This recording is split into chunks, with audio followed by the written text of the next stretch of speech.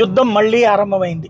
ఏదైతే ఇరాన్కి సంబంధించి తాజాగా జరుగుతున్నటువంటి పరిణామం చూసుకుంటే, ఇరాన్ మొన్ననే డ్రోన్స్ మీదతో దాడి చేసింది.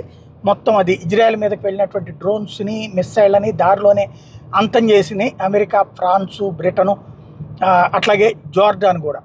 ఆ తర్వాతన కేవలం మొత్తం 99% ధ్వంసం అయితే 1% మాత్రమే దెబ్బతిని పెద్దగా ప్రమాదం కాలేదు. ఇప్పుడు సీన్ కట్ చేస్తే ఈలోపు ఇజ్రాయెల్ రిటాలియేషన్ అటాక్ చేస్తుంది అనుకుంటే, ఇజ్రాయెల్ ఏమో వార్ క్యాబినెట్లో విభేదాల కారణంగా అటాక్కి దిగల, అంటే యుద్ధానికి దిగల. ఈలోపు అమెరికా వీళ్ళ ప్రెషర్ కూడా అయ్యి ఉండొచ్చు, దిగలేదు.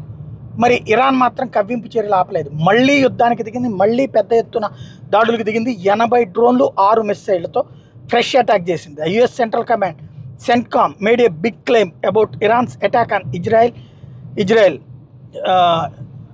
US CENTCOM said it destroyed more than 80 one-way attack drones and at least 6 ballistic missiles aimed at Israel from Iran and Yemen last night. The Israeli Air Force also said that it intercepted a UAV trying to enter Israel overnight. ఇది అంటే రాత్రి పూట్ల దాడికి ప్రయత్నిస్తే 80 డ్రోన్లని కూడా America వాళ్ళే దారిలో ధ్వంసం చేసేశారు. అట్లాగే మిస్సైల్స్ను కూడా ధ్వంసం చేసేశారు దారిలోనే. దాంతో ఇజ్రాయెల్ దాకా అవి రాలేదు.